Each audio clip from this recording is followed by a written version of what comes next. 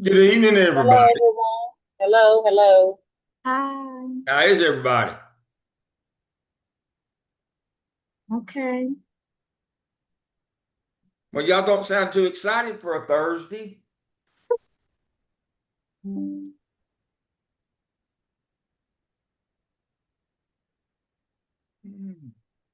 Today was our students' last day, so I that's a success. was gonna say you ought to be cheering. Oh, yeah. Tomorrow's going to be a busy day, but at least the kids will be home and we'll have time to get stuff done. Good, good. Hmm. I've had a relatively busy day. Nothing. Oh, most important thing, I did order lunch for Next Steps conference and breakfast today. So y'all can get the early preview of what I ordered. Let me share my screen. Let's see what we're gonna have.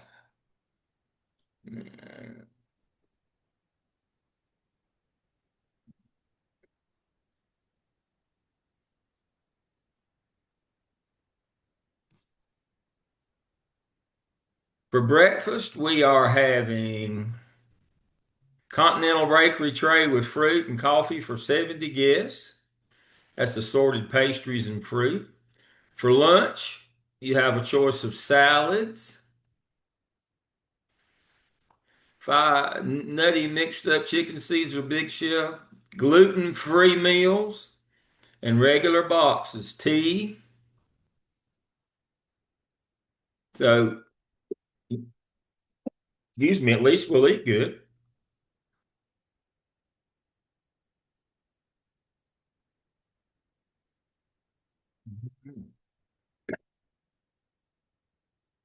Time is it? We still got another minute or two here. Um,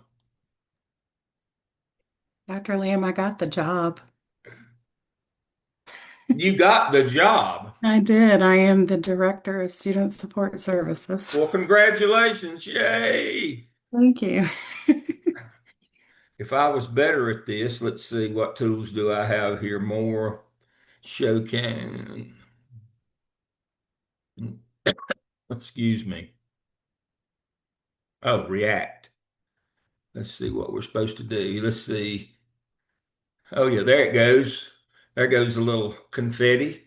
And let's see what else we Thank got you. here. A thumbs up. Let's see. We got a heart. Oh, Thank you. congratulations. Thank you. I'm That's excited. great. I have to close out this job and move all within a month, so that's a little overwhelming, but No, I'm gonna have to work with you on that. yeah. You got to get you. Yeah, I've got one big plastic box. Just push The everything in big it. one. I got one big plastic. I'm serious. That's Yeah. I can be. I've got one big, and I could be out of anywhere in 5 minutes or less. My husband is like that because his family was in the military and he was military, he was a Marine, and so he can pack up and go and roll out, you know.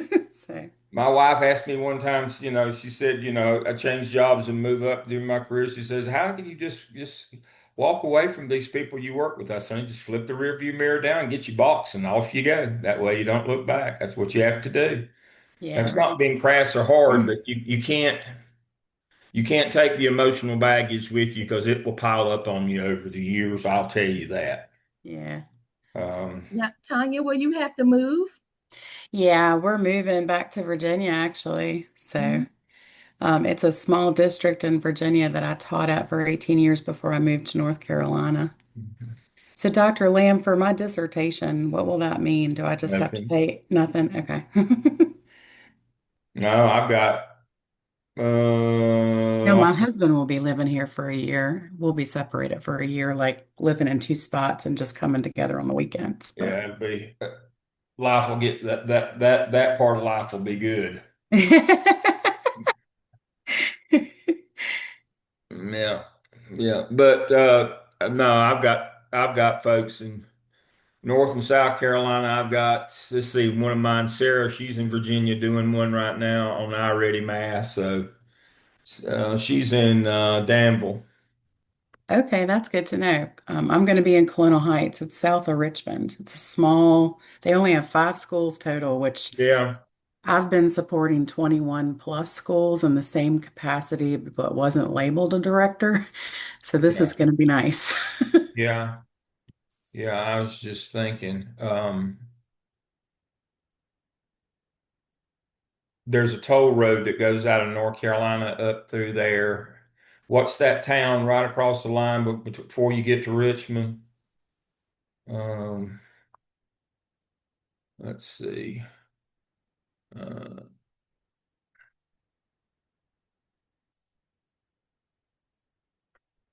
Richmond, Virginia. Let's see.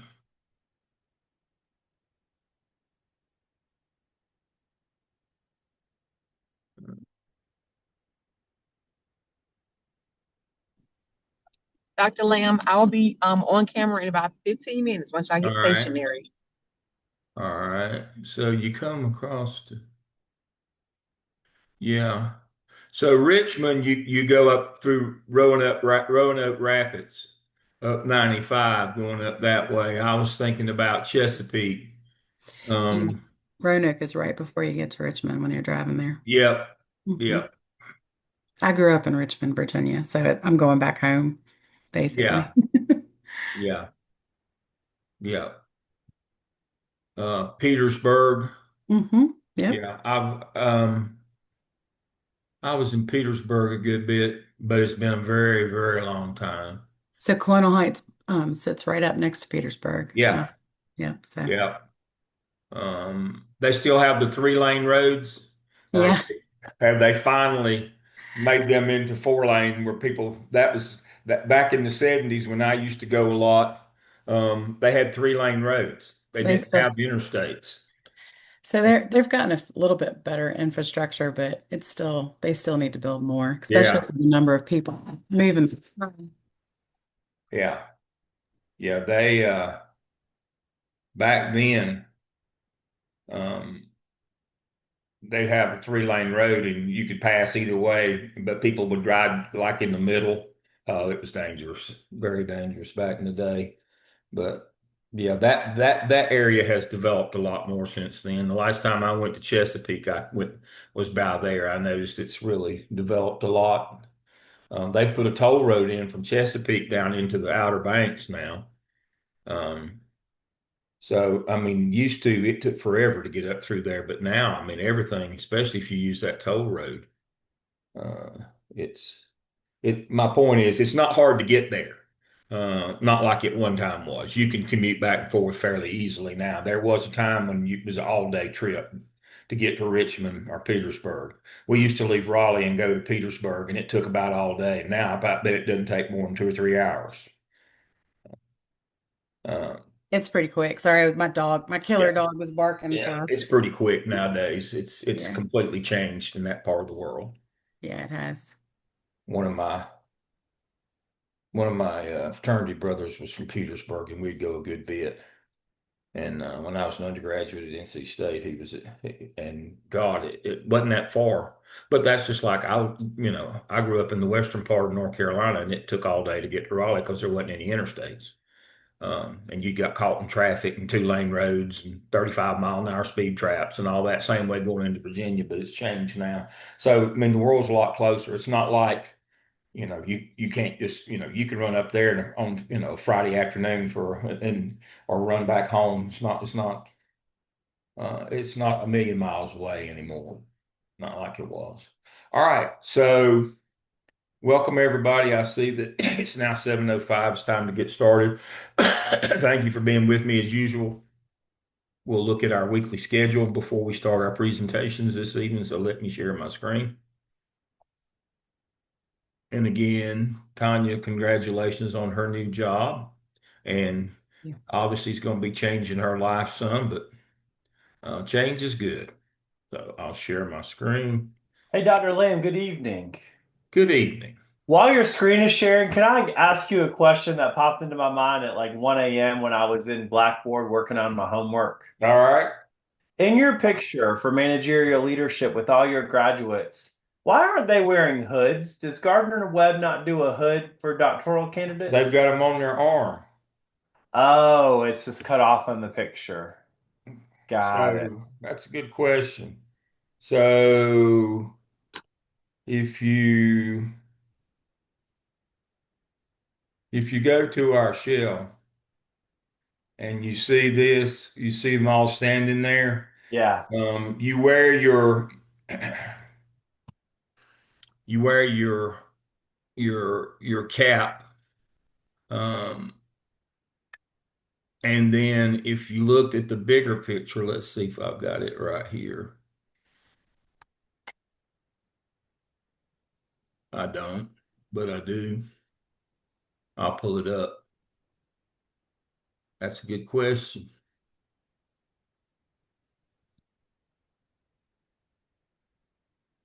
Here's the full picture. See, they've all got them over their left arm Oh, turned I a certain see. way. Yep. We'll teach you that. That's what that hour is for you before graduation to get you checked in. That's at the back of the gym. At the front, there's a check-in line, all the tables from the different colleges. You have to check in, sign in, you have to write out your name card and do all that stuff. And then um, we get you in a line and we line you up how you have to be lined up to go across the stage. And then we have time. Then they've got a place set up in the back where we can do individual pictures. As I said, I have one more, but she was late getting there, so try to be on time.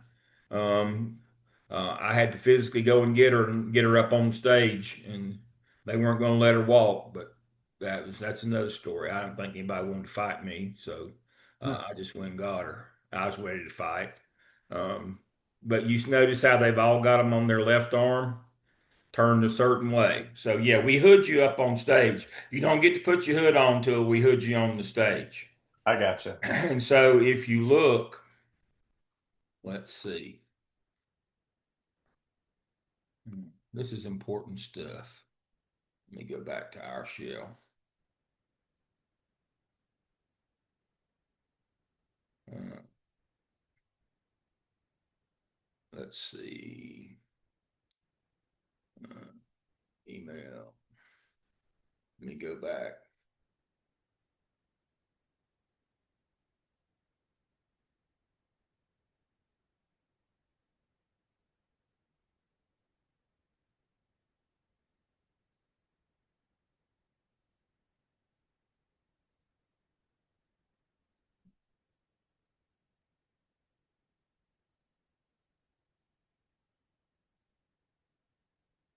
Go back to the frame.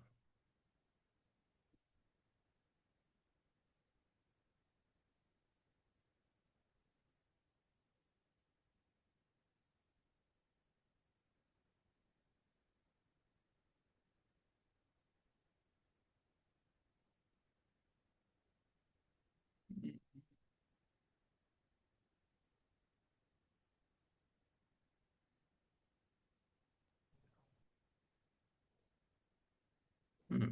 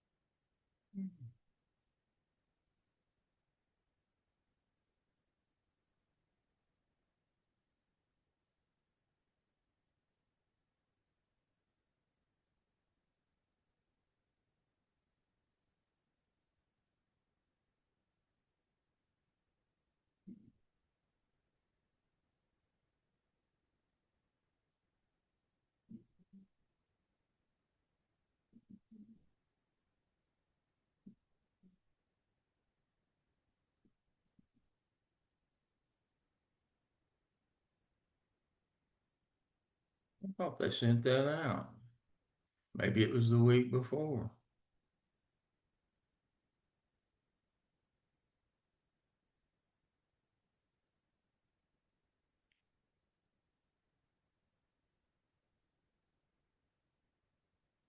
Oh, here we go.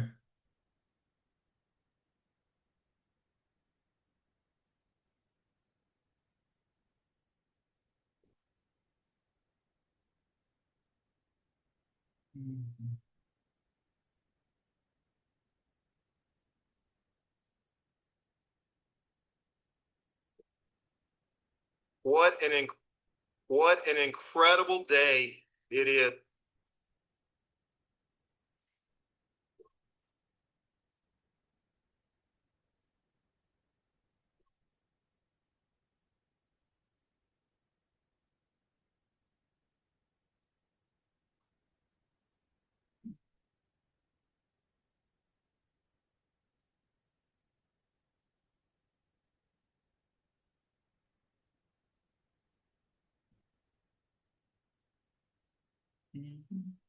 Dr. Lamb, Nancy's trying to get in. All right. She hadn't popped up, but I'll see. There she is.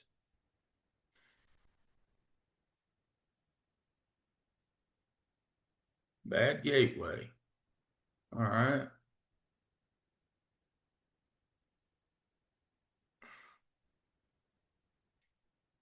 And so,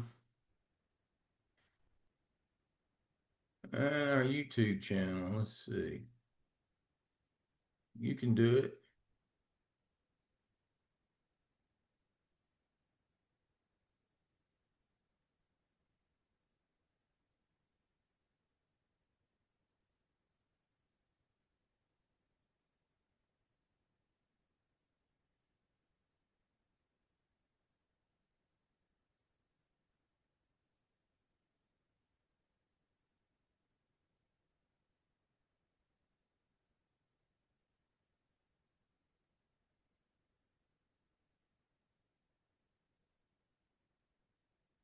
Double Dog Day. Double Dog Day.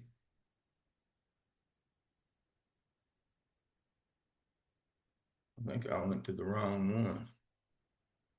Let's try this one. Here we go.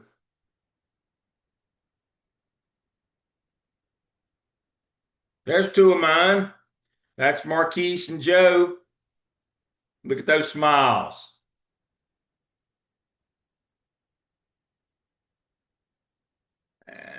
See them. Look at that.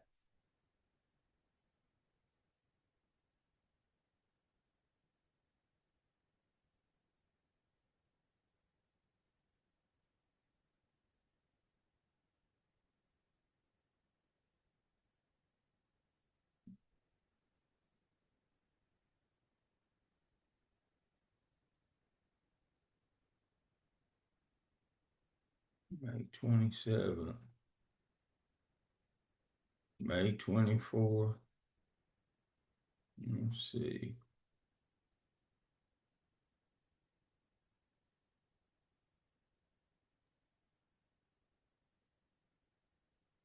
May 14th. There's Earl.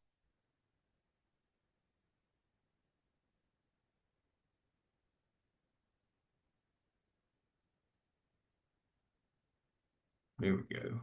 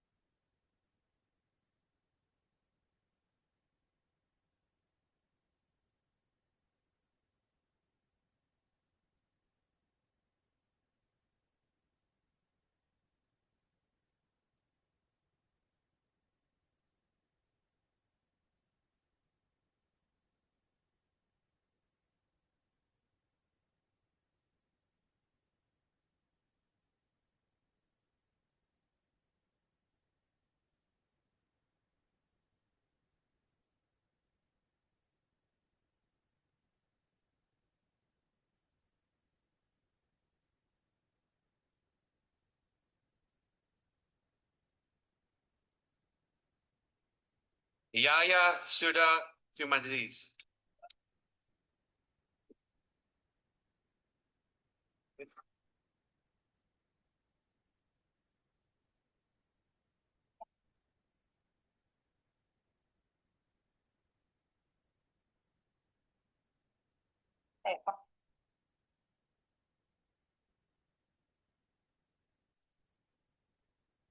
Elijah, Education specialist. Look at there.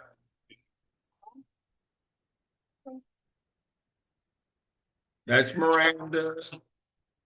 There's Sean. You see how you come across the stage and you have it and we put it on your head? Is that me wiping sweat or tears from my eyes? I don't know. Tiffany Denise Searing.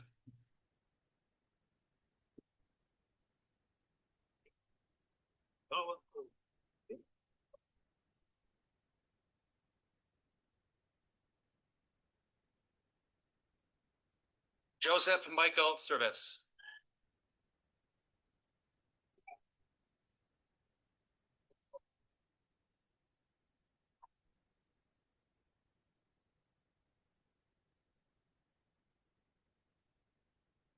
Marquise K. Smith.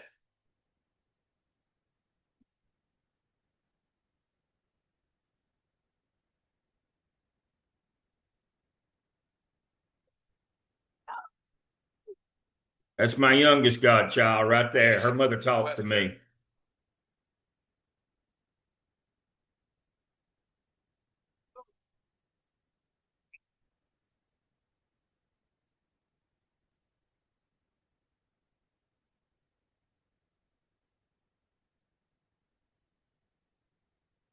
It's an emotional day.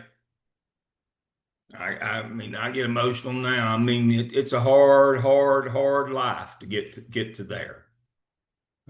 There's no joke about that. It's a hard life to get to there. But it's truly the best day of the year for me. Truly. Um, I know I just mostly stand around and look grumpy and tears run out of my eyes. I don't know why.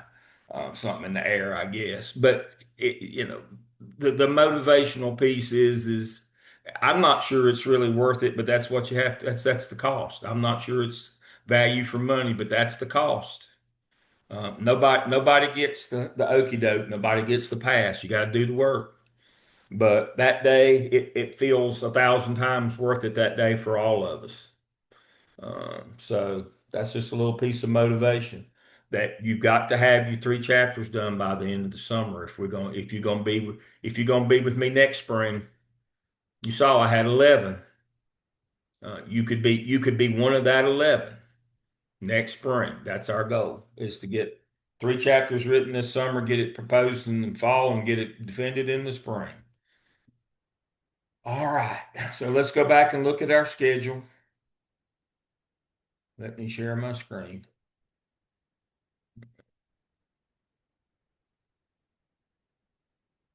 All right. Looking at our weekly schedule, this is Zoom class 2, June 4th. We have 4 presentations tonight. As I told you, not this weekend, but next, you will be in Charlotte with me. I will be doing the Qualtrics, but we'll have presentations all day on Saturday and Sunday. They run pretty late on Sunday, so don't anticipate getting out too early. And then the next time that I will see you after that will be Thursday, 3 weeks from today. All right, for tonight's presentation, we have our Earthman chapters. We have Karen, Lakeisha, Melissa, and Cherie. So that's where we are. And a little shout out. Cherie's been working with me, and we're moving. Haley and Nancy are near the end of chapter 3. We've just started chapter 3. I've been working with Keisha. And if things aren't moving as fast as you need them to work, um, sign up for a time. Let's work. Um, if it makes somebody else mad, I'm not interested in that. Doc, If you're not moving, you need to be moving. Is my point. Dr. Lamb, Hmm. I finished chapter 3. I just had some cleanup to do, and I'm meeting with Dr. Wilson tomorrow at Good. 2:30 to get clearance for chapter 3. Yep. I did those cleanups. Yep. And then it'll come back to me after the cleanups. It'll come back to me for a read through, and back to the shell to check on We AI and ran it. similarity. Yeah, we ran that shell the other We run it day. every time we touch it, though. Okay, We run it so every after I meet with Wilson, I will drop it back in the Drop it shell back for in you. my shell. I run it again, and then I'll do the final walk. The final look at the methodology, since I'm responsible for that as the chair. And then I'll turn it to the other faculty member. I'm not just putting it out just in the I ether. know. Doesn't work that way. As one works you through comments, I check to make sure it's still within the metrics of the institution, and that the scores are good and that it meets the standards. Then I put it out to your content person. When that one comes back, if they won't touch chapter 3, when that comes back, it'll come back into my shell again, and then it'll be done. You can't check it enough times on similarity in AI. I'll just tell you that right now. AI is a virus. It infects, and just because it was clean last time doesn't mean it'll be clean next time. That's a good point to remind me of, Nancy. It has to go every time I touch it, it goes to my shell. Um, we're dealing with that with one of mine right now. That every time it goes out and comes back, it seems to grow. So we may have to change templates on it. Um, And so that's the issue that we fight every day. All right. So that's the goal, is to get those 3 chapters knocked out. If it's not moving, let me know. Let me see if I can assist. It's got to get moving. Um, Now I know some of these people, they want their 2 weeks. It's supposed to be you get 2 weeks for comments. Um, you know, I can't change that part, but if you're not getting what you need to be telling somebody and get somebody to help you. Because summer turns into fall, turns into spring real quick. The next thing you know, it's next summer and you've been out of class, and nothing has happened. It gets away real quick. And see, here's the next thing you've got to remember.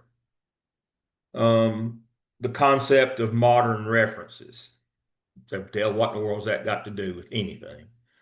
The longer you go, the less modern your references are, and you have to go back and replace and update them. You get 5 years, from your graduation date, and the thing is if you write it, you miss a year. That's another year of your modern references that are no longer modern, and they have to be replaced. Um, and that gets to be a big obstacle to getting done. So if we can get moving and get you out by next spring, we won't have to worry about that. But after that, we have to start replacing references. And that is no fun. That is no fun. You can't just add more because the old ones count against you. They drag you down. You just have to start replacing them. That's how it goes. So, a word to the wise. All right, we're ready for our first presentation this evening. Looking at that would be Karen. She's going to start our Ertman book. So, Karen, if you would share your screen, I'll turn my video off, make it easier for you to share. And you can lead us off with chapter 1.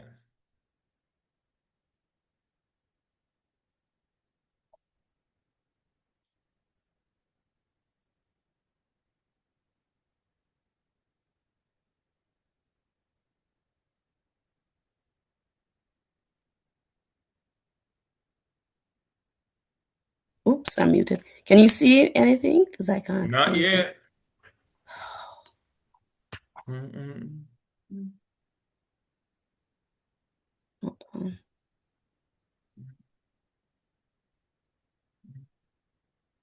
Entire. Okay, I'm just going to show it. Oh, Mhm.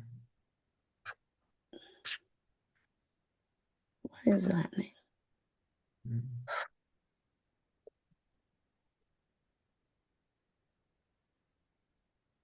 Sure. Okay, there we go. There. There it goes.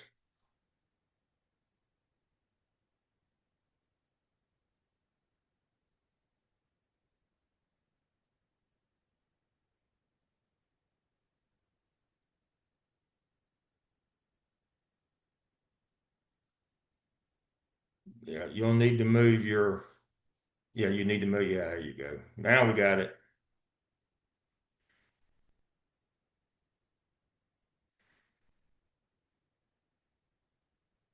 There it is.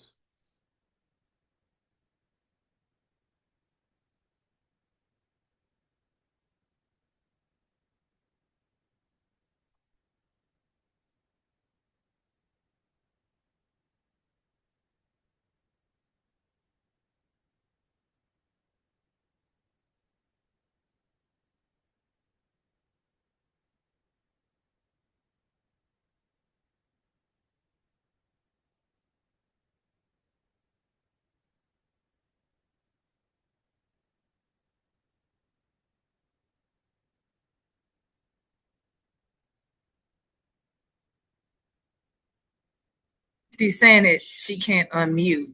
Okay, so I'm mute now, but every time I go on the presentation, it mutes me. I'm going to try it again. Yeah. All right. Can you see anything? No, No. not yet. Oh my gosh. Okay. Share. Entire screen. Okay.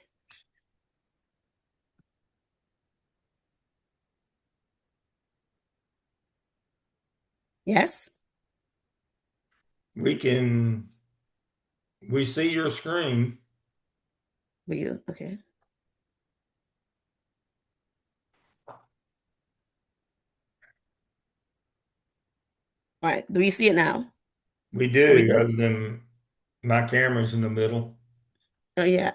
Like, how do I move? Okay. Yeah, just move it. There you go. Okay. All right. Okay. So I'm doing Earthman's Planning Educational Facilities, Chapter 1 and 2. So Chapter 1, Organization and Policy Planning. And we look at the bureaucracy and specialization, organizational structures by system size, and school board policy as governance. So bureaucracy is a system of organization in which laws and regulations are administered by non-elected officials. A school system is a bureaucracy, and it's not because it's by choice, but because of the complexity of school systems. When we usually hear the word bureaucracy, it usually has a negative connotation. However, bureaucracy is the best form of organizational function. And the school system is a bureaucracy because it has specialized people who do specialized functions. Now, bureaucracy is always, as I said, negative connotation. We always think it's inefficient whenever there's a bureaucratic system. However, as Earthman says, it's not the bureaucracy that is inefficient, it's because of inadequate training for the people within the system. Right. So for facilities planning and structure, it depends on the size of the system. Now, there are within North America, there are over 15,000 different school systems, and these are organized by size. 5% of school systems in the US are larger than 10,000 students. these large districts must have a large facility planning department to keep up with the demands, the capital planning, and for the large system. So large systems have over 10,000 students. They have a dedicated facilities department that is subdivided into different areas, such as site selection, design and construction, maintenance, operations, equipment procurement. And the administrator, the top administrator, is usually part of the superintendent executive team. In a minimum system, 2,000 to 75,000 students, it's a director level position. It typically lacks in-house expertise, and there are flexible staff models. In a small system, the superintendent usually serves as a facilities administrator because there's not a lot of demand on the facilities. So I put in, this is CMS's facilities chart. And if you can see, we have a chief operation officer, then associate superintendent, then it's broken down to executive director of support services. Then there's an executive director of building services, executive director of operations planning. Chief of police is also part of that. Then broken down further. So because we're such a large system, and I think we're one of the 5% of those large systems within the US, our facilities or operation office has to be really large with people in specialized positions.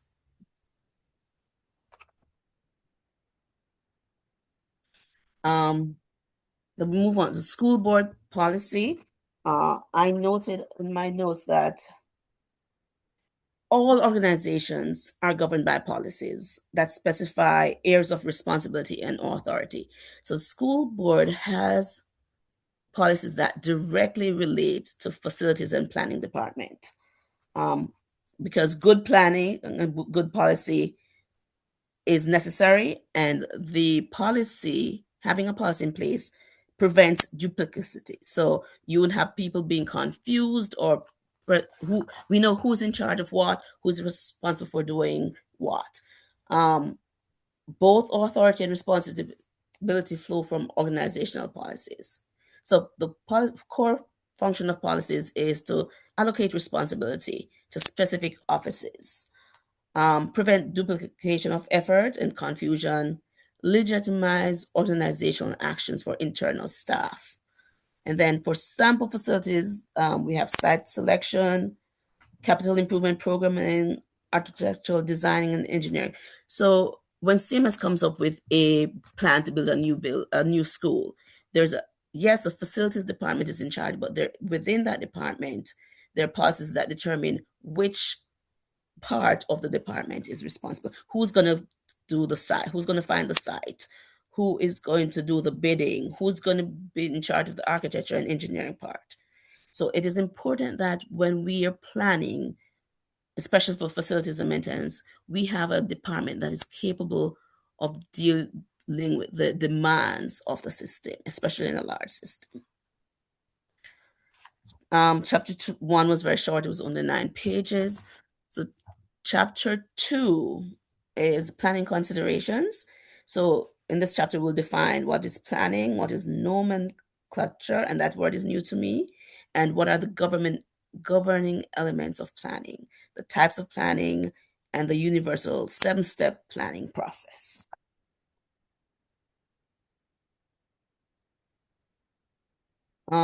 So I can't say this word. Nomenclature of planning. It just means that there are several different kinds of planning, and there are different terms that we use to describe the planning process. But in the end, they're all the same. The methodology used is all the same. First, we identify the goals, we identify and allocate resources, we assign responsibility, we establish a time frame. So in education organization, we have long-range planning, which means it's a long-term, 3 years, 4 years, 5 years out. We have strategic planning, operational planning, tactical planning, incidental or problem-solving planning. These all have the same, they're going through the same process. They have different names, but we're going through the same process when we're using these. So the elements of planning. Planning is the ordered resources on events to achieve an agreed upon objective. So the elements are defining what's the purpose of planning. Why are we planning? Okay. So school systems plan for textbooks, for staffing, curriculum reform, capital improvement. Each of these is distinct, but they share the same process. Identifying the goal, identifying the resources, assigning responsibility, putting a time frame on it. And then for the levels of planning, this occurs everywhere. Teachers plan daily or they plan by semester. The principal plans by semester or yearly. The central office plans for the year or for 2 years. The school board has their 3 years strategic plan or their 5 year strategic plan or their short-term goals. And then for the time frame is, when are we going to do this? Every plan has to have a time frame. Okay. So we know if we're building a school building, of course, it will not happen in 2 years because we're thinking about where we're going to get the money from, where we're going to find the site, who's going to be responsible for the design. So the planning, horizon governs methodology, how in depth data is required for the plan. And then, so different types of planning type and time. So problem solving, something happens, we have to solve it in 3 months, like emergency repairs. The pipe broke. 3 months is a very long time, but someone didn't get paid. We have to, that's a problem solving. Operational up to 1 year. So annual capital budget execution. What do we have and where are we going to spend it? Strategic or long term are those capital improvement programs. Are we building a new school in South Charlotte because the school there is overcrowded? Are we building a new school because we have more people moving into Charlotte? Those are long range plans. So some strengths of strategic planning is it's dependent on external force. What is happening around us that's causing us to change or to make a plan? And then it's active, it's dynamic, it's a process that we look at all viable strategies in terms of deciding what direction we want to move in. Some public school constraint on strategic planning is state legislative mandates. So there are some things we can't change, some things are determined by the state, and our plans have to take those into consideration. And then changes come through external pressure from the Department of Education, from the state legislature, and sometimes from the community. So this is the 7-step planning process. How do we plan and what do we do? And this is a cylindrical process. It's a constant feedback. So we identify who's in charge, who's involved, identify and agree on the problem or the goal. What is our aim? What data do we need to have to make this work? What are the solutions or possible solutions? Okay. Identify the preferred solution, which one will work for our system based on our school system size. Then we're going to implement the plan, evaluate the results to see if our goal was met. A capital improvement plan embeds multiple concurrent processes. So that's a cylindrical process I was talking about. You're doing all of this, and when you get to the evaluation of the results, if you need to go back again and do that, you're going to do that again.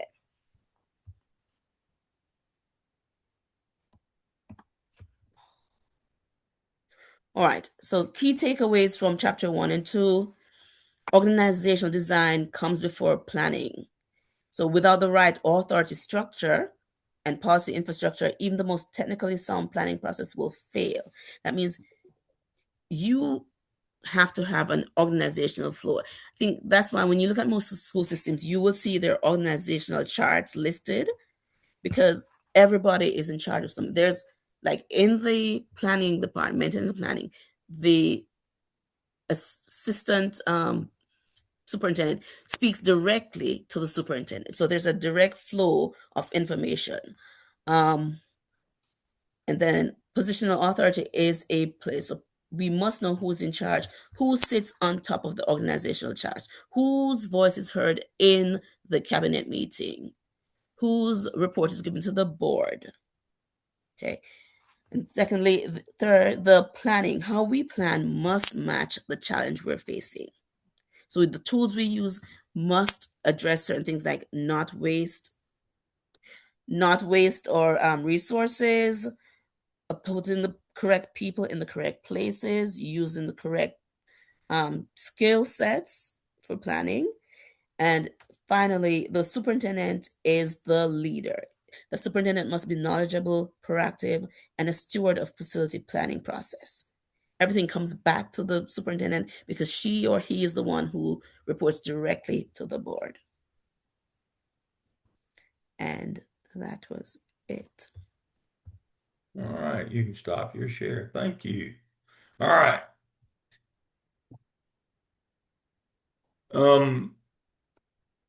Write this name down or remember it. Max Weber. That's Webermax. Max Weber, German.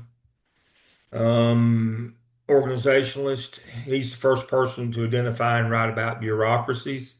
When we think about bureaucracies being bad, that's because we're talking about irrational. Rational bureaucracies are good. They tell us who does what, where, when, and why. So you have to understand, irrational bureaucracies bad. Rational bureaucracies good. You can't be loosey-goosey on building projects. Nomenclature, that's just in the construction world, they use different terms than in the regular world. You've got to make sure that you don't get caught up in that, not knowing what they're talking about. Um, that's a whole nother language. In the building services building business, you need people who know that language, who speak that language, who understand inspections, who understand construction terms, footers, headers, uh, load bearing walls. All you got to have people who know that stuff. You don't learn that in K-12 education.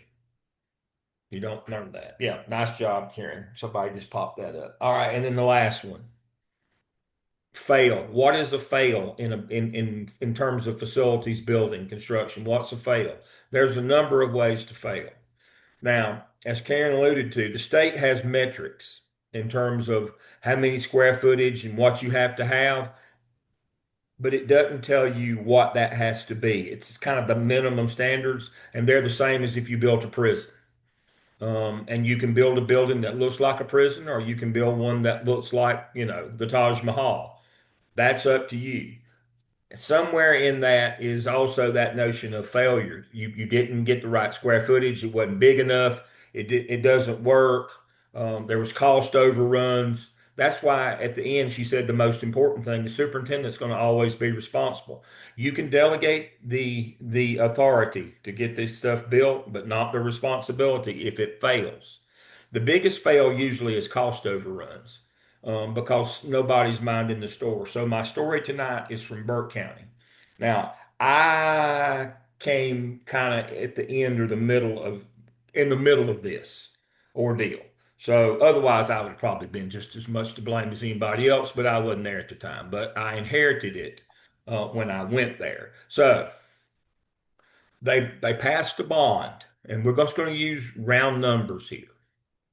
And this was the late 80s. They passed a bond for $80 million to build 4 new middle schools. They were going to get away from the K-6 and the 7-9 and the 10-12, and they were going to do K-5, 6-8 middle schools, and 9-12 high schools. So they needed to build 4 new middle schools. And so they undertook building 2 of them to start with. So they built Liberty and I believe Heritage to start with. Liberty being in downtown Morganton and Heritage being in Valdez, I believe it was. And when they got those 2 built, the whole $80 million was gone. And they only had 2 middle schools. So they fired the superintendent, Jim Wilson, and they had to pass another bond. And they built the other two middle schools. My wife was at Table Rock, one of the new ones that got built, and it looks like a prison. It had cement floors and block walls because they had cost overrun the first two. So let's see if I can share my screen. And I'll let you tell me why you think they cost overran. Pop quiz here. Let me get this out of the way.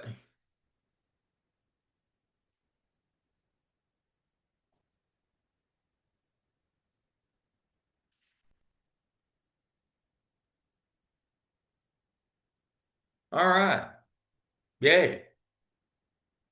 What can you see from that picture that might have led to cost overruns throughout that building? Stone veneer. All right, you see that stone archway right there, that stacked stone archway? Supposedly that archway cost $1 million. What do you notice about those gutters? Those aren't painted, by the way. Those are copper, real copper. I can't make this up, folks.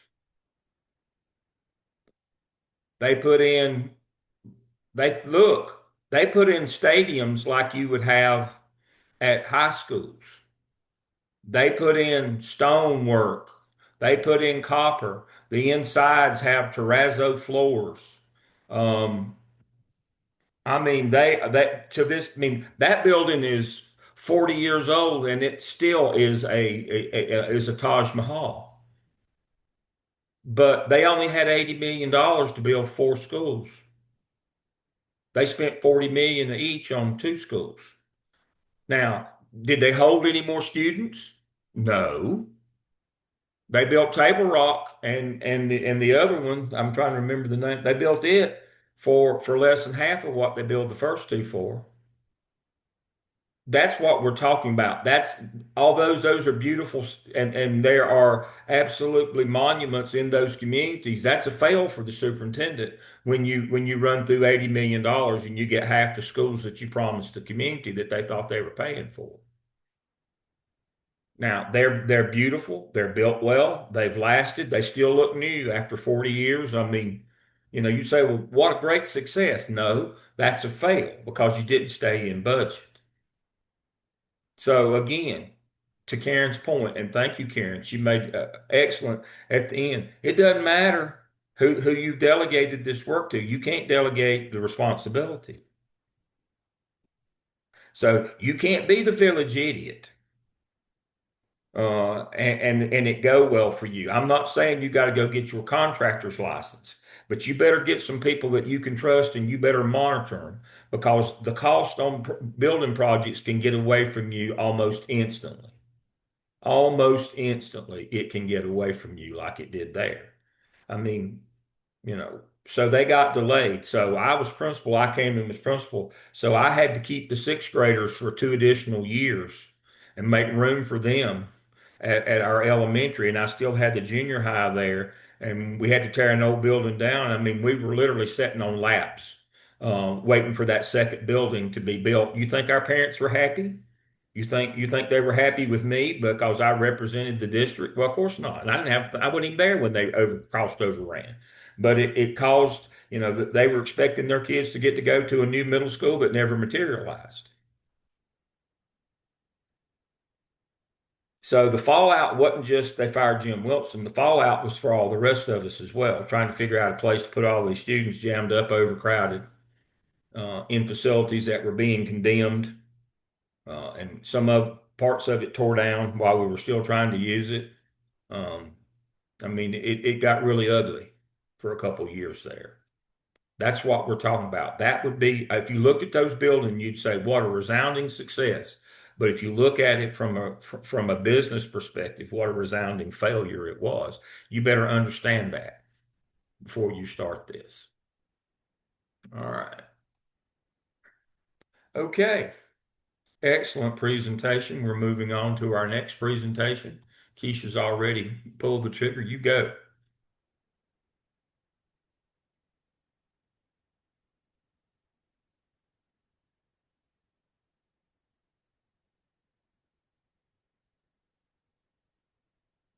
Keisha, if you're talking, we can't hear you.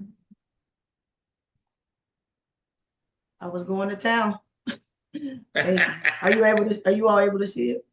We can see it now. We can hear you. Perfect. All right. Good afternoon, all, or good evening. Hope all are well. I had chapters 3, and 4, which was the planning pieces and the long range educational development, which I learned. I'll say it in a little bit, but I learned how the planning is educational focus or school focus versus it being about the actual development of the process. Where's mine? There we go. All right. So the overview of the chapter for chapter 3 focuses on the operational side of the planning, how districts organize and sequence, and how the management happens for major capital projects, while chapter 4 focuses on the long range of the program to include the instructional backbone, the facility planning that must be supported. And together these let us know the purpose, well, how to follow the educational purposes and not it being the development and then the education follows behind it. So that was the neat part that I learned.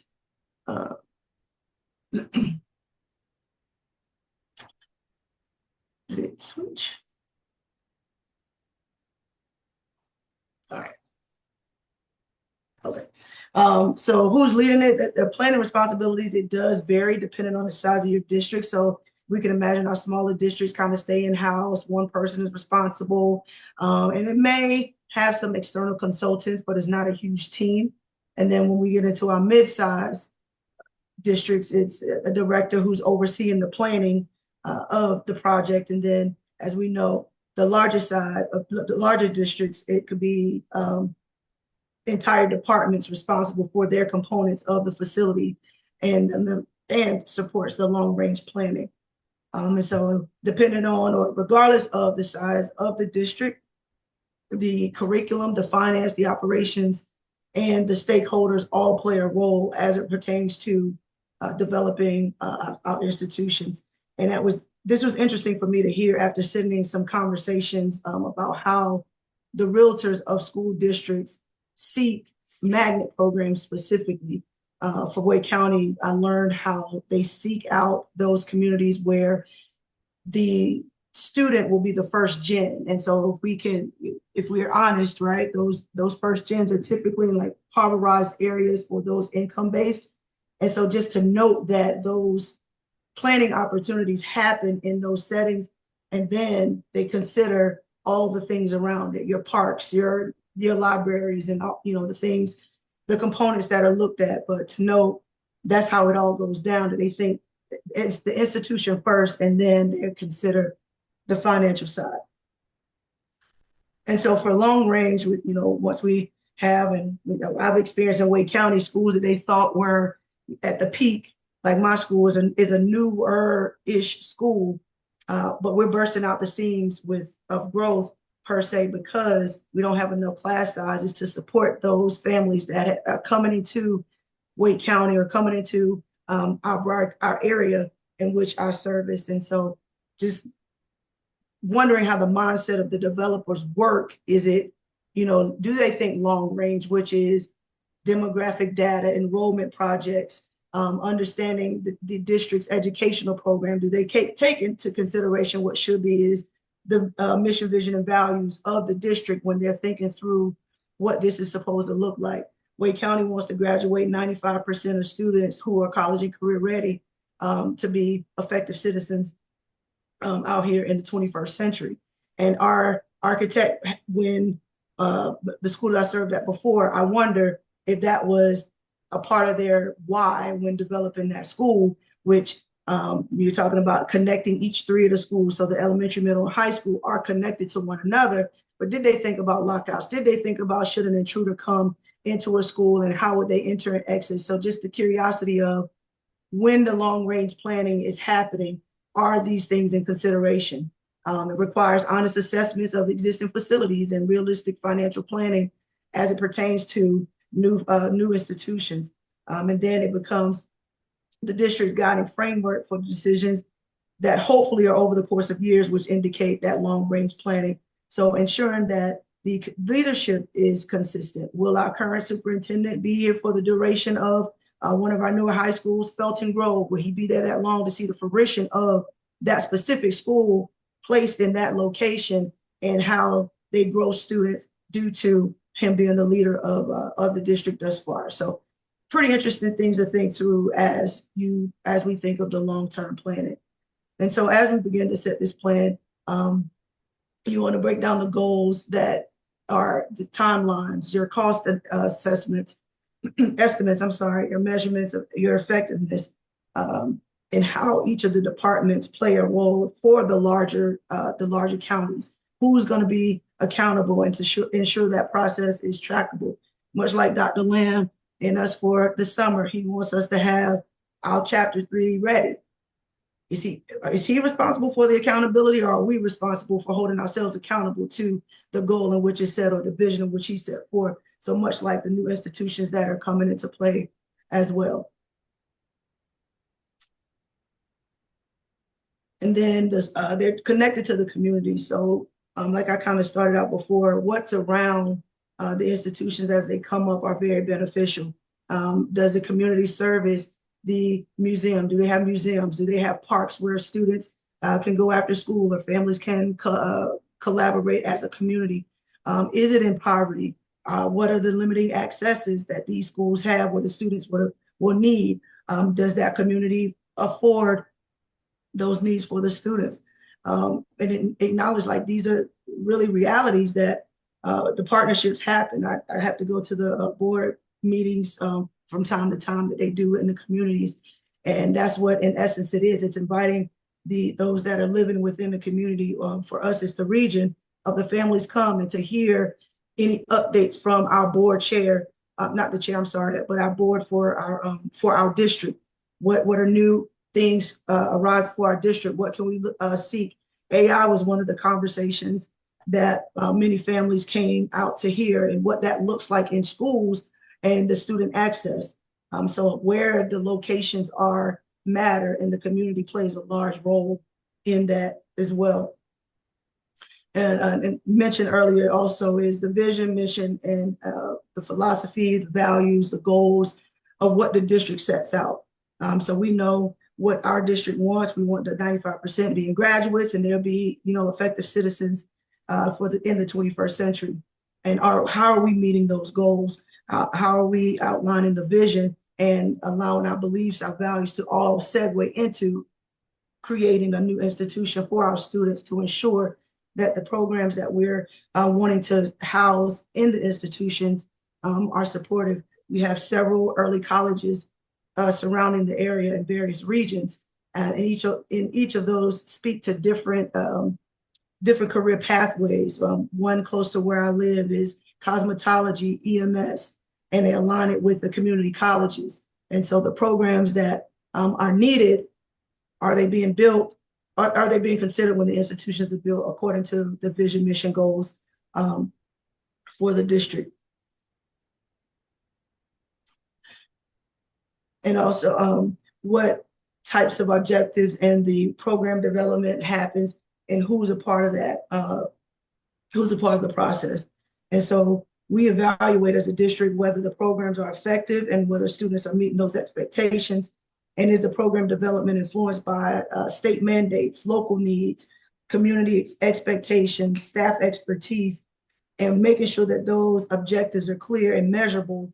The district can better align the resources that are needed for the facilities to ensure that students are learning, growing, and are proficient in all of the program areas that we seek for the district.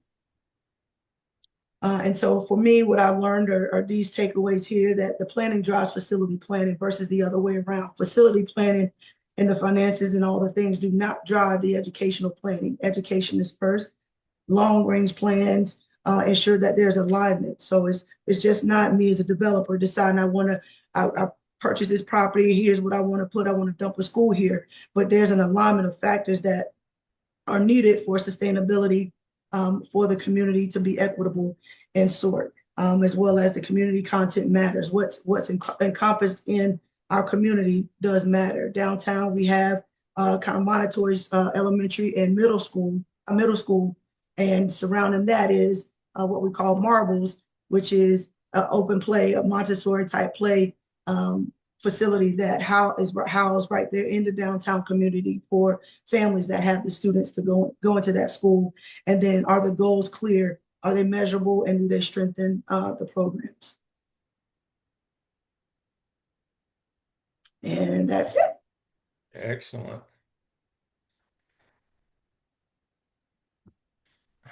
All right. I've been thinking about something lately, and you know me, that's probably dangerous when I start thinking. We've been getting a lot of pushback lately over screen time in our schools.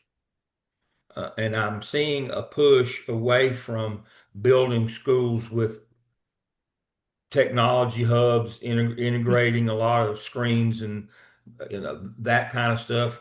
It's very expensive, but I've been hearing a lot of pushback lately about when screen time goes up, test scores come down. Now, Keisha just said something really, really, really insightful and really important. Are we preparing students for the future, which is going to be AI, technology, screens, technology hubs, internet, all those kinds of things? Rarely when you get out of school do you sit and take tests anymore. So it's almost like in my mind, it's almost a competition. Do we want kids to be prepared for the future, or do we want them to do well on these tests? Which is more important? After they get out of school, will they be taking tests anymore? Or will they have to live in a world full of technology? Now, one of the reasons why I'm seeing such a pushback on technology in schools is the cost of construction. Who has to pay for technology in schools? And when you're building a school now by modern technology standards, it doubles the cost of if you just went and built one without any. Who has to pay? Let's remember our funding. Who has to pay for all that technology? Is technology capital? Everybody should say, yes, Dale. Technology is capital outlay. And who has to come up with the money? Does the state send you any money for that? County What about the commissioner. feds? No. Melissa? Mm-mm. I was saying the county commissioner. It's not about Absolutely. That's why I said just say that again. I cut you off there. Say that again. She's exactly right. The county commissioners. And they have to have an additional budget for that, besides what just normal maintenance of building the schools. They have to have a capital outlay budget. Technology is capital outlay. Uh-oh. Uh-oh. That's why we're hearing all this pushback and all these people that don't give a hoot about test scores hollering screen times kill test scores. They're being disingenuous, I suspect. They don't really care about test scores. They just don't want to pay for technology because it's very expensive. And guess what? You have to keep on paying for it. You don't just pay for it one time. It's an ongoing local county commissioner expense. That's why all of a sudden they're all into, oh, screen time's bad for kids. It might be bad for test scores, but don't you think it's probably preparing them for the world at large and what they're going to face when they get out of school? So I think that argument is somewhat disingenuous about that all of a sudden we're all concerned about screen time. I think the reason why local people are concerned is they don't want to have to pay the bill. And the bill has gotten quite extensive, especially in new construction. Again, it doubles the cost of new construction. You can't just pour concrete floors and throw up block walls if you're doing technology. There's a lot more to it than that. So I think that's that. I think Keisha's exactly right. We're supposed to be preparing kids for the future. And I'm not sure a lot of them are going to sit and take tests for a living. So I think we've misinterpreted the notion of test scores versus screen time. I think maybe they don't do as well on standardized tests. That may be true. but I think they're better prepared for the real world. They're college and career ready, maybe a little bit better. But again, I think the argument is about neither of those. I think it's about cost. I think the whole screen time argument is about cost, not wanting to foot the bill for technology. And so you're going to get a lot of that. You're going to get a lot of that pushback about putting technology in schools or upgrading old schools because of the expense, not because, and they're not going to come out and tell you the truth. Oh, we don't want to pay for it. It's, oh, screen time's bad for kids. But we can't prepare kids for a world that doesn't exist of the 1940s and 50s. That world doesn't exist anymore. And that's what we're talking about doing is getting rid of smart boards and laptops and tablets and Chromebooks and internet. And all, we're talking about just we'll just go back to old chalkboard, dust and erasers. That's not because of anything curricularly. That's just money. Just understand that's a disingenuous argument. Keisha, great job. All right, moving on. Our next presenter, please.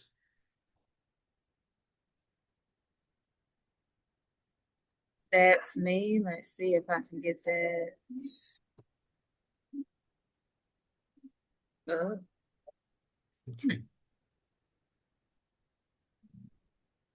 Why is it?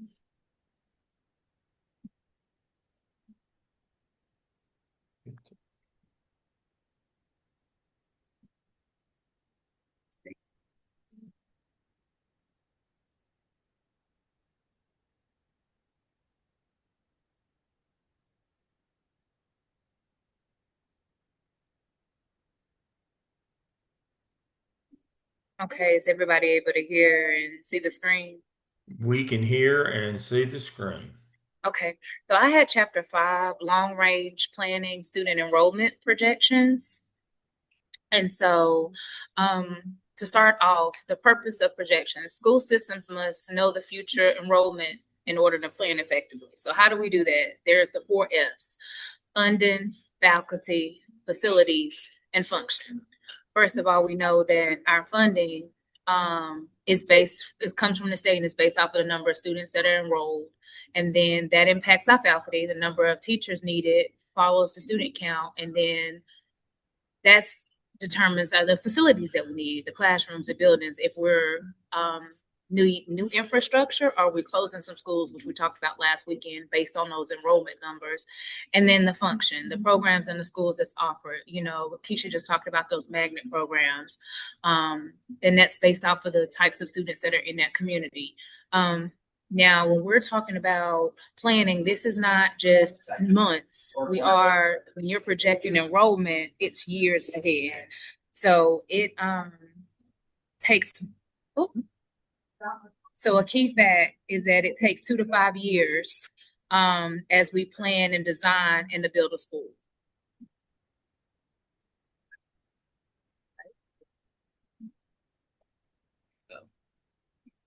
So the basis of projections are not educated guesses. It is a guess because they are not guaranteed predictions. So how do we determine that? The birth rate, procreation, we know that actually right now birth rates are down. Migration of families, if they're moving in and out of an area, is there a new factory being built? Is there, I know recently here we got a lot of Amazon facilities that was jobs, so people started moving in the outskirts of Winston into Kernersville. So there are a lot of construction with apartments in our Kernersville area. So some of those examples of like a dramatic growth that they shared in the book was New York blackout. There was a birth spike. So the kindergarten surged 5 years later. If we just look recently back to COVID, back in 2020, when I did some research on that, we had 46,000. In 2020, there was a birth rate of 46,000, but it jumped up. It was short-lived in 2021 to 71,000. So that was a big jump, and then it went back down. So they could use that as that kindergarten. There was a surge for that particular event. Then you can have a dramatic decline. Unfortunately, the example that they used was Hurricane Katrina. There was a sudden massive loss of students in New Orleans. And then there's that gradual fact that I just discussed, that factories opening or closing. And so there enrollment gains and losses. And when I think about that gradual, an example that we had locally, there's been a school, Ashley, in our local community that's like had so many issues with the air condition, the walls, just it's a very old building, and been advocating for a new building for years. Of course, instead of getting a new building or even doing the repairs, there were other elementary schools within our county being built. Finally, we got a commissioner. We took it, we voted, we got the new Ashley. Well, everybody knows Winston-Salem's financial constraints right now.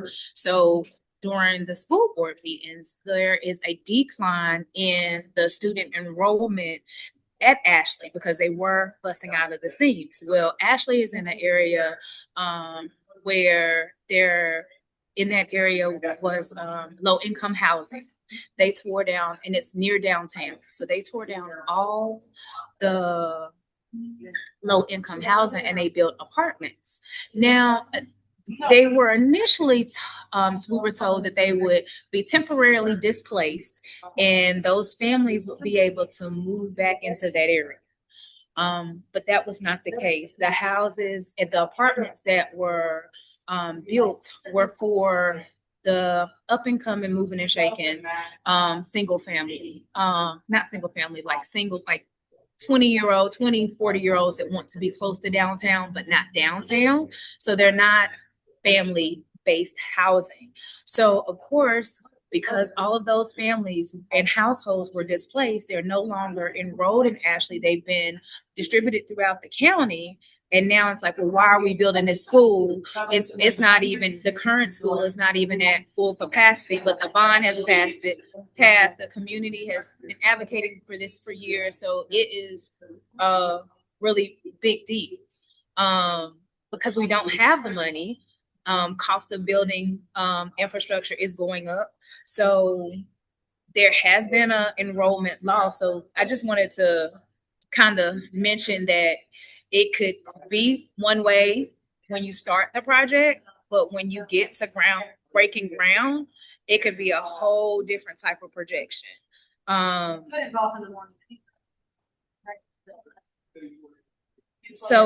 wanted to say that the core assumption, past behaviors predict future behavior. Now, when I think about that, I think about finances. So when I go to my financial advisor, he always tells me, okay, Melissa, it's going to go up and down. We've seen it for years. He gives us all the projections. So we can look at education like that, but it's not the same as finances. There are other factors that can come into play, like I just discussed, that can impact whether or not that infrastructure needs to be built or it can be built. The projection and assumptions of data. So when we look at that, the assumptions are beliefs about how the community will grow or decline. And it has to be based on fact. It can't be based on feelings. And I think that was the main thing that Dr. Lamb drove home to us last weekend, was that a lot of times when you're talking about the community, they want to go on feelings. Well, I went to that high school, they have these emotional connections. No, it has to be based on real data. So you want to monitor, what does immigration look like? How many people are coming in migration? How many people are leaving? What is the employment looking like in the area? Is there a high unemployment rate? Was there a big business that closed down? What's going on? Birth rates. Then are there housing developments, like I've expressed with Amazon building infrastructure in our Kernersville area? Kernersville has expanded so much. They're building a lot of new housing developments and apartment complexes. Sewer, I didn't think about this at the time. I did think about housing, but I never thought about the electric and sewer connections. How they can look at that as a point of data. Private school enrollment, from doing projects last year to this year, we dropped our enrollment of students significantly in the private and charter schools. Then you also have to look at dropout rates. So when you're looking at that immigration, when some of our students come in from out of the country, they enroll. Once they're enrolled out at my former school, we were a newcomer school, so they would enroll, especially if they were at that high school level. They would come the first 2 weeks and then they would drop out, and so they would be on our dropout rate. And they just technically came to get to the country, unfortunately. And we would try to get them back, but they'll have to work. They have to work off their debt to get here. Then you have your on the other side, data foundation. So census enumeration, the actual count of people at a specific time. So more housing, more new families, more students. So then you also look at, of course, past development trends are a good predictor of future growth. But again, the projections are only as good as the beliefs and the data behind them. So you are not taking just from one data point. You do have to look at all of those factors that I just discussed. The school census is counting every student. So every school district is required to conduct a census, that covers all the residents from birth to age 21. And again, the book stated that the age 21, that could vary by state. However, counting preschoolers can forecast kindergartners. So how does it work? Districts are divided into zones in the elementary areas. Then some people canvass door to door. The data is collected. Okay, how many people are in the household? What are their names? Are there any disabilities? And then the results roll to subunits in the attendance area, and then to the total district. And that gives us a baseline. So that just starts the data. That's not the only piece that we have, but that's where we get our baseline from. And then it must be taken the same time every year. So it's not, and generally that's done in the fall, because we all know at the beginning of the year, that is our peak enrollment time. And then people start dropping off the roll. That's why we have that 10-day and 20-day count, because they start to fall off. So it's taken at the very beginning, because as people know that they have to get their students enrolled, they're actually there before they move. So we can actually have a real count of how many students are in this particular county or school district. And then the projection time. So when you talk about projection, I think Karen mentioned that you're looking from 1 to 5 years is reasonable for operational planning. Now, when you go 5 to 10, it's useful, but like I said, it begins to drop. So when we talk about that capital outlay, when we're asking for these funds and we voted on it in an election, and then it goes to those different planning departments that Karen spoke of once we have the money in hand, and now we ask for 10 million. And now, because we're just breaking ground 3 years later, it's going to be 15 million. So how do we, what can we adjust? Are we cutting down on square footage? Because that was the discussion with the Ashley project, because initially it was designed to be one size, and because the enrollment is low, projections are showing that it's not going to spike up because of the type of housing that is in that area. Do we cut down the size of the school? So therefore, the 5 to 10 years, again, that is not useful. It begins to drop. Then, of course, 10 to 20 years, it can help you trend in a direction, but it's not reliable for exact numbers. So again, projections must be updated every year for fresh enrollment data. Again, we talked about that. If people are moving, when there's especially issues in the district, we've had some major issues in our district. And so unfortunately, there have been a shift, like I said, to the private and the charter sectors. But they may come back as I believe that we will rebound. As our district becomes back stronger and we start rebuilding, they will come back. So being able to update that data every year is vital. But if we're not collecting the data, we don't have reliable projections for the future.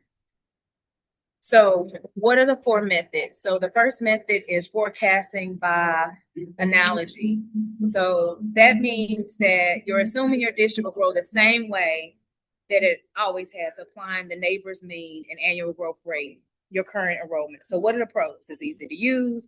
The data is readily available. It's a good backup check method. However, the cons are the accuracy is questionable. It only projects total enrollment, and any growth change breaks the model. It's really best for those suburban areas with clear rings of population growth where they can actually, that's cyclical. They're able to kind of see that it has the same trend and pattern going. The other one is forecasting from total population. This uses the historical percentage of student age children in the total population and apply that percentage to the government published total population projection. So the pros to that are that the data from the government agencies is simple math, no data conversions are needed. However, the cons are, consistent age groups and the school age levels. It doesn't always align, and you can't project by individual buildings because it's the total. And then government projection dates don't align. So remember, we said we look at those dates at the same time annually every year, but the government doesn't always do that. So that may not align for us. However, it can be used for verification for if we need additional data points. Again, remembering that the more data points we look at, the more things that we can compare, the better our predictions can be. The third one is cohort survival ratios, which this is the most widely used method. They collect the live birth records to project the kindergarten enrollment in 5 years.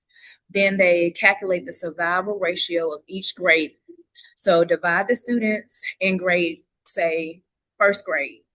If we have 100 students that enrolled in kindergarten and now we have 99 students in grade 1, then that survival ratio was 0.99. So then we continue to average those ratios over 5 to 10 years of enrollment history. So the advantage of this is it's used in most states. It's simple data. That data is readily available to us. It's in-house. We're not seeking it or depending on another entity to provide it to us. And it accounts for mobility, retention, and annexation. So if there is if lines are being drawn or things are being changed within the community, you automatically are able to see that. Unfortunately, it may miss a rapid growth. Again, COVID hit something quickly that happens quickly. It may miss that. The last one is geo-reference land saturation analysis. Now, this is the most expensive one because it's looking at every parcel of the land has a zoning designation. And so when residential land is developed, new families and students arrive. This method tracks all the land in the district to project when and where the students are coming from. And so all of these methods share the same foundation, past trends to predict future growth. However, although I said that the cohort survival ratios is the most widely used, none of them are perfect. So that's why using a little bit of all of them as much as you can will help strengthen your projection. So my key takeaways is that every school decision, which includes funding, staffing, buildings, programs, depend on enrollment numbers, your ADM, your average daily membership. Making sure that we're keeping these students in our buildings in the public sector. Projections are an educated guess, but they use past trends in order to aid in that. The accuracy is higher within that 1 to 5 year bracket, and it decreases the further out it goes. And the key thing is no single method is perfect. And I think we know that as teachers and strategic leaders, that you have to use multiple data points because that one data point does not tell the entire story. It's not going to help you. And that is all I have. Good job. Thank you. All right. To piggyback on that excellent presentation from Melissa, sometimes it's impossible to predict. And there's two specific examples that there's no metric for. Homeschooling. No new apartments were built. No new schools were opened, private, charter, or otherwise. Cleveland County, the county that Gardner-Webb's main campus sits in, has experienced an 8% increase in homeschooling alone. No new schools were built, no charters, no privates. They've been real, vigilant about trying to keep those out of Cleveland County, but they've lost 8%. How do you calculate that? There is no way to know when people lose public confidence and just all of a sudden they don't send their kids anywhere. They just keep them home. You can't calculate that in. Now, 8% doesn't sound like a lot until you understand that that was about 1,600 kids. Does that matter? You think? When you start talking about schools of 600, three of them disappeared overnight. Three 600 kid schools worth of kids disappeared basically overnight. What are you going to do now, hero? There's no way to plan for that. That's one case. The other case is one of the things that Melissa talked about is the old Charlie Brown football switcheroo deal, where they tell you that we're going to build apartments or housing for families, and it turns out to be for young professionals. Let me see if I can pull this up. Let me share my screen. Now, this is just going to be basically a kind of like a cartoon drawing here, but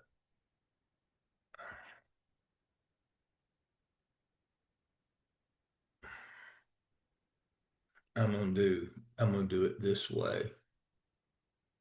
All right, this is just out the street from my house here in Cornelius. All right.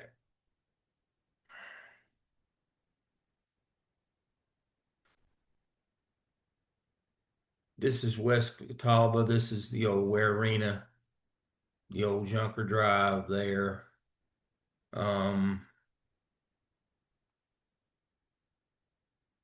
I want you to look what they've done here. You see all these right here? These are all, you see these back here? You see all of these, you see all these out here on the main road? Those are all apartment buildings. These out here have 8 units per building. These back here are smaller units. But my point is that's been within less than a calendar year. We've added 1,000 people right there within just a few square blocks. We've added 1,000 people. And they got that done in about 9 months.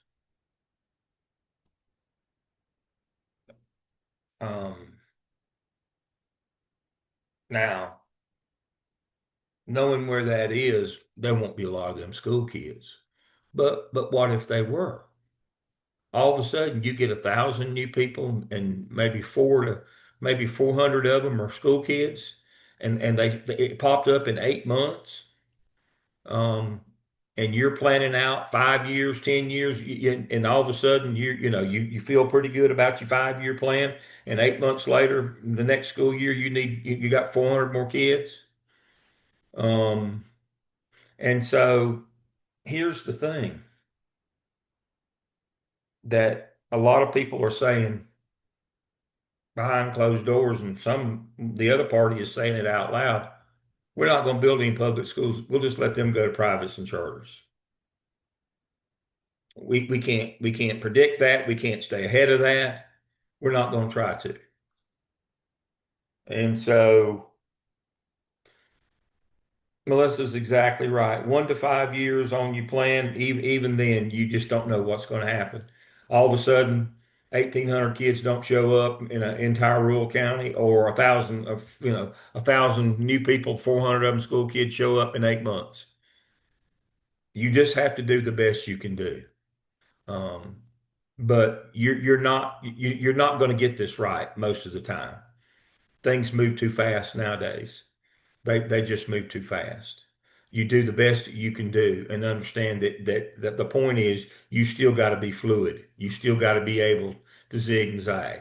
What is it? Man plans and God laughs. That's exactly what happens in school construction. I'll just tell you right now. That's no more appropriate phase statement than man plans, God laughs. You can't stay in front of it. You've got to have a relationship with your community where you're as honest and transparent as you can be, because you're not going to get it right very often anymore. All right, moving on. Excellent presentation. All right, for our last presentation of the evening, is this Cherie? Yes, sir, it is. Thank you to Keisha for sharing her screen for me. I appreciate it. Great. All right, so I had chapters 6 and 7 of Earthman, and these were chapters that spoke to my heart because this is what we deal with every day inside of our facilities that are so old, okay? So, Keisha, go ahead to the next one. You might want to put it in present mode, Keisha, so it'd be a little bit bigger. Right down the top part where it say present. Go to, yeah. Mm-hmm. Mm-hmm. There you go. All right. So the biggest point for chapters 6 and 7, we're talking about long range planning in facilities that we have. Allow. Okay. Mm-hmm.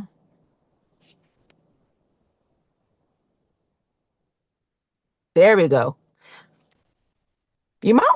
Is it going to just keep making all the notes come up? Keisha, go to That's what I don't know. You want, just stay where you at, honey. We ain't got time for all that. We're gonna just stay where we at. There you go. All right, friend. Thank you. All right. So our biggest takeaways and talks on these two chapters are talking about the long range planning for our facilities, our schools. Chapter 6 talks about the evaluation of what facilities already exist. And then chapter 7 talks about what does the money cover for our facilities to be managed and to be evaluated. Next slide. Again, our main theme was talking about educational facilities, how they must be evaluated continuously, which we know don't always happen, but also how it's very important that we're supported within our facilities so that we can ensure that they are safe, equitable, and are effective for our learning environments. Next slide. Keep going. Chapter 6 is what we're going to talk about first.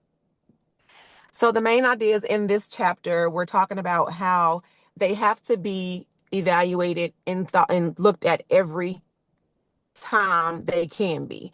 Y'all know that we always have evaluations of people that walk through our buildings when the beginning of the school year, sometimes maybe in the middle of the school year, and then definitely at the end. So it talks about in this chapter how school facilities should be regularly evaluated. And how evaluations help us determine like if our buildings are actually what our students need to learn, and how it directly affects how they learn, and then also how it affects how our teachers stay in the buildings, and talks about how they should be assessed. What are they assessing?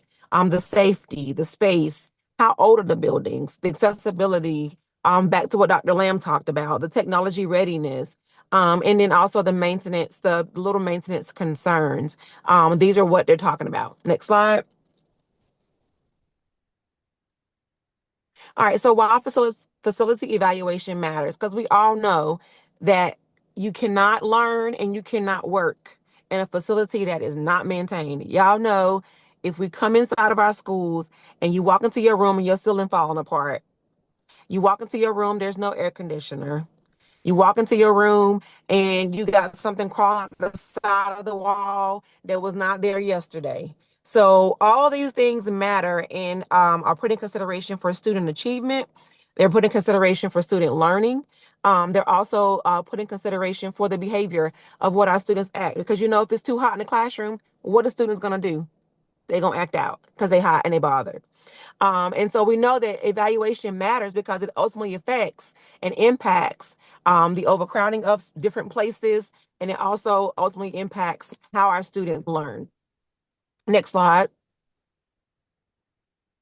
So now, what takes place during a facility evaluation? What are they looking at? So there are three different areas they talked about in these chapters, or chapter 6: the facility, the physical structure of the building, the educational adequacy in the building, the safety and compliance of the actual building. So in the physical structure, we know they're going to look at the roof, the HVAC systems, the electrical systems.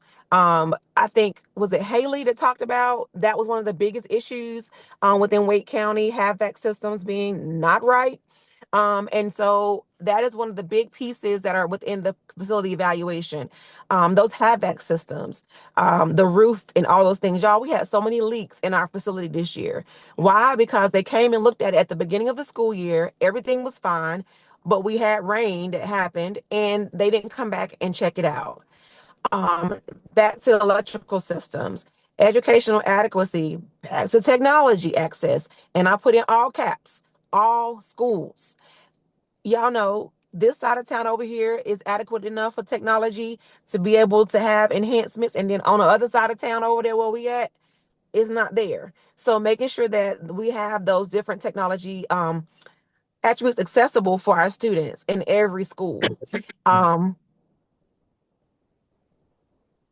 You talking to us, Dr. Lamb? No, I was just coughing. Oh, Pardon you got me. your, okay, you fine. Safety and compliance, it talks about the fire safety and the security systems, and then also about the ADA accessibility. It talks about in that chapter about how making sure that our special education students, their classrooms are feasible for them to be in. We deal with the issue of not having enough SAT classes inside of our facilities, and they don't want to build any more additional rooms because they don't want to pay for the additional rooms that they have to build. So doing a continuous and ongoing facility evaluation will allow our districts to see what is needed if they don't just stick to that one evaluation. Next slide. So how do we evaluate these facilities? The most common way, are facility audits, building inspections, the maintenance reports, surveys, and stakeholder feedback. So maintenance reports are very important. I think sometimes we overlook that, but we all know that we have a person that's in our buildings that are particularly over those work orders. And so the more work orders, I found this out this year, the more, stop taking my water. The more work orders that are put in, the more attention we get. I think I put in like 10 work orders for one classroom alone the first 3 months of school. And after the 10th one is when they came out and fixed something. So those maintenance reports and requests are very important. Also goes to how do they evaluate stakeholders. You'll be surprised if you invite somebody in your school that's out in the community and say, hey, come look at my school. I want to show you and take you around on a tour. And you show them what's wrong, and they go back to the school board and they report, hey, I'm a community person. I walked through your schools. I saw this, and this is not what is matching what is needed for our students.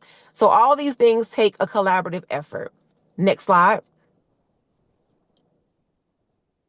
So my biggest takeaways in chapter 6 were to pretty much ensure that facility evaluation takes place ongoing and realizing that one evaluation does not address the issues of a year-long usage, which means don't come in and evaluate my building one time, but then don't come and fix my building at all without the year. Deferred maintenance creates long-term financial burdens. If you don't want to pay more money at the end of the year, come and check our facilities and pay as you go. Schools must align buildings with the educational goals of our students, and that we must also take note of what's not happening so that we can prioritize the needs of our buildings. Next slide. Now on to chapter 7, the money chapter. This talks about the financial planning for our schools and their buildings. And it talks about how our school systems must plan for constructions. I think Dr. Lamb just talked about that, renovations, maintenance, and the equipment replacement for future growth. Next slide. All right, the types of financial plan that takes place would be the operating budget and then the capital budget. These are the two different areas that our chapter talked about in chapter 7. And it actually listed like what things are underneath those different types of budgets. So the operating budget, utilities, salaries, minor repairs, and supplies. And then that capital budget, a larger budget with the new construction, renovations, and then the major equipment that needs to be replaced, as well as the facility upgrades. Next slide.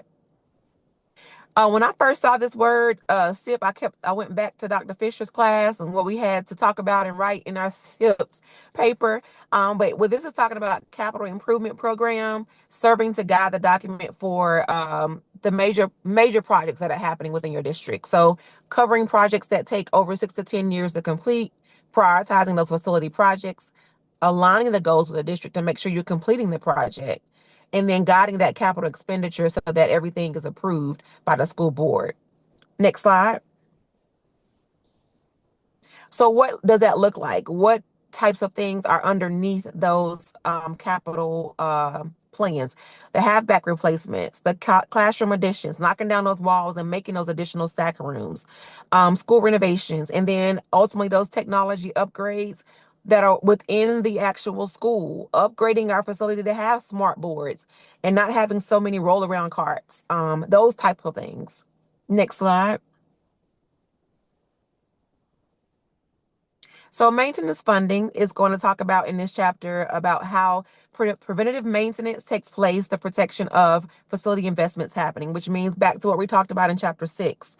If there's an ongoing evaluation taking place, you're going to prevent having to do so many large facility investments at the end of making sure that things are repaired and actually renovating so many different schools.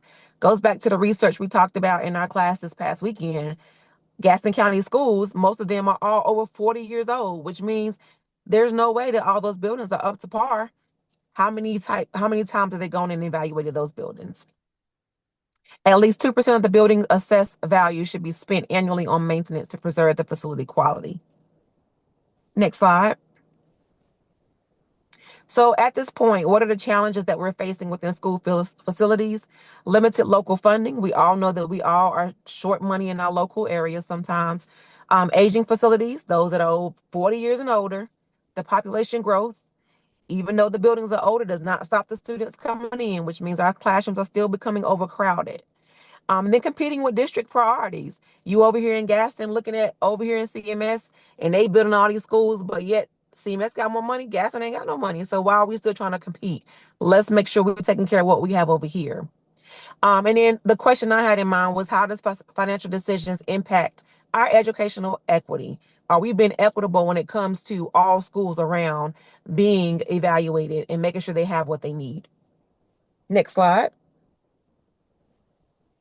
Going back to those concerns we just talked about, the aging buildings, the halfback systems, the mental health friendly environments, and then facility planning directly affecting instructional quality. Next slide. So looking at our lens as an educational leader, and the next one will go into the superintendent lens, just talking about how we must advocate for our learning environments using the data that we have to help support the needs we want in our facilities, aligning that our planning making sure our planning aligns with the district goals, and then prioritizing equity in the facility decisions. And this goes for not just our lens, but also our whole district has to have this lens. Next slide. And going into the superintendent lens, the biggest thing I took away from this chapter is making sure that anything that you do has to be a collaborative mode. Like, you cannot achieve anything by one person alone. You have to be collaborative in everything that you do, talking to the school board, finance officers, principals, your community stakeholders, and even the maintenance department that takes care of your buildings. It has to be a collaborative effort to make sure that our buildings are being evaluated effectively. Next slide. So my reflection is, how do facilities how are they being done in an equitable manner? How can our role as a leader help with these types of things happening? And then ultimately realizing that effective facility evaluation and financial planning has to happen for our schools to remain an environment where students can succeed. Next slide should be reference slide. And that's what I got out of this chapter. So I hope you guys understood what I just said and got the same thing I got. Put your work orders in, y'all. please put your work orders in, get everything fixed. Get everything fixed up. I hear you. All right. Sheree said something there that strikes a nerve with me. And when she compared Gaston and Mecklenburg, that's Charlotte and Gastonia, for those of you not this part of the world. Charlotte builds new schools, builds nice things, goes on about their business. Gaston don't have a pot to pee in or a window to throw it out of. Part of it is local wealth, but part of it too is local politics. They could do better if they wanted to in Gaston. They don't want to. It's not that there's no wealth in Gaston County. Gaston County could be a very wealthy county for schools, but it's not. Because they don't want to spend money. They don't want to prioritize schools. They want to prioritize business, and incentives to businesses and not funding schools. But the real truth is if we brought manufacturing back,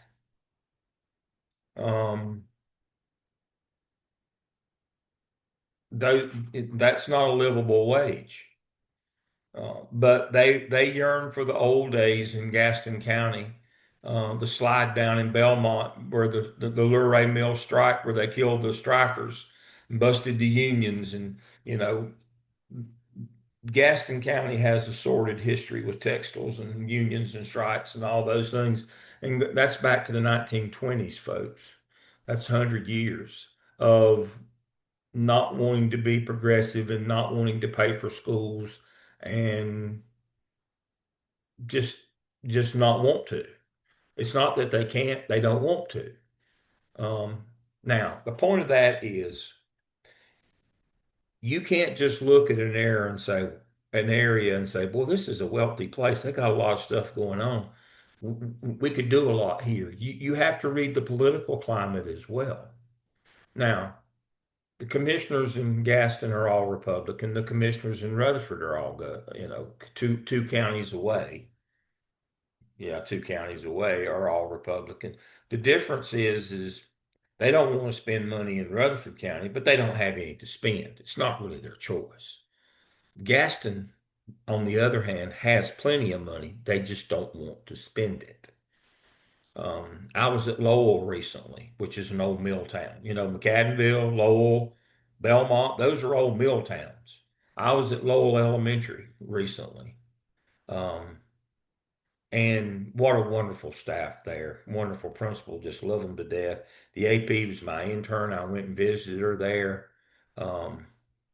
Just happy as a lark to get to see them and all that. But it's heartbreaking, the condition of that facility, that little children have to go to school there. And it tells those little children what their importance is in their society. When they go to facilities, buildings that poorly maintained and kept up.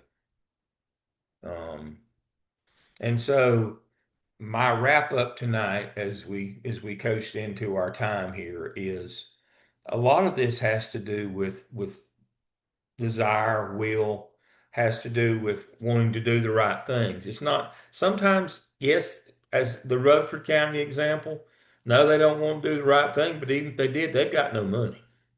Gaston has money but don't want to.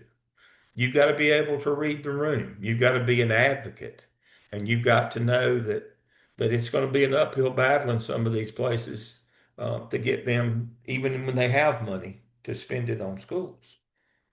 You're going to have to be good stewards of the public will, that WEIL, of the public resources. You're going to have to show that you're not wasting money and that you're not building Taj Mahals. You're building adequacy. You're going to have to fight this notion of technology because it costs money. People are going to hide behind, oh, it makes test scores go down, but it makes college and career ready go up. That's the whole notion here. It prepares kids, but that's going to be the argument you're going to face in your careers is that we don't want this technology. Screens are bad. But now try to take the phones away from them kids and their parents will shoot you. It's really a disingenuous argument, but you know, as Cherie pointed out, they won't spend money in Gaston. They have it. They just don't want to spend it. They're not as wealthy as Mecklenburg. I'm not saying that, but they could do much better. But they choose not to. That's a choice. Rutherford County has no choice. They couldn't do better if they want. Not that they want to, but they could do better if they wanted to. They got no money. And so, but you've got to be able to read the tea leaves. You can't just listen to what people tell you and take them at face value.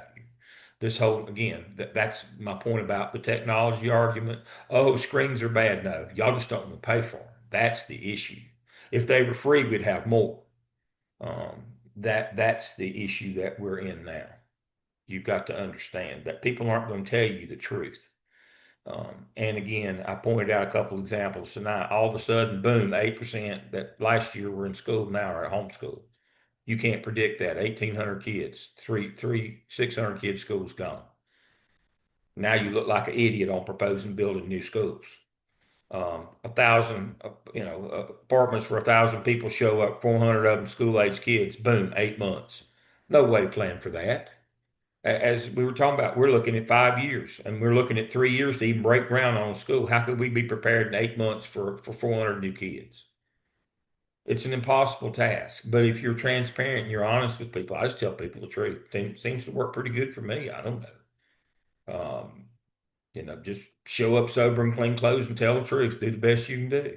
Sometimes that won't be enough, but that's all you can do. Some of these situations are just untenable. They're not predictable. There is no magic formula in school funding for facilities. There's just not. There's things beyond your control. But I'm like Cherie, I don't care. I've had assistant principals say when I'd go out, why didn't you put, you're in charge of this. Why didn't you, when I'd go out and do a safety inspection because state audit was coming, why didn't you turn this stuff in? Well, they get mad if I keep, bothering people about trying to get maintenance done. What do you mean bothering people? They're the one that needs to be ashamed for not doing the work, not you for putting the work orders in. And I'm reminded at this time of year, as we close out school year, some of you are done and some of you still got a little bit of time left. And this goes for student behavior, but it goes double for the maintenance of your facilities. How you end the year is how you'll start next year. Don't let the maintenance and the upkeep and the cleanliness of your buildings go at the end of the year. Because if you do, that will be the new standard when we open the buildings in the fall again. Always remember that. How you end this year is that's the new normal. That's the new culture for next year in school facilities. So always keep that in mind. I appreciate you being with me tonight. Looks like we're going to get finished 5 minutes early. Surprise, surprise. I'm just as surprised as you are. All right. I will see you Saturday week. Be on time for the Next Step conference. We do it in that big open room downstairs where Dr. Patterson was this past weekend. Get there early and get you a good seat. We will have breakfast pastries and fruit. We will have box lunches from Jason's. I don't think there's anything else. I'll probably bring some water as I normally do. So as Nancy said, have a blessed remainder of the week, everybody. All right. We'll see y'all Saturday week in Charlotte. Everybody be safe. Good night. Good night. See everybody. Good night.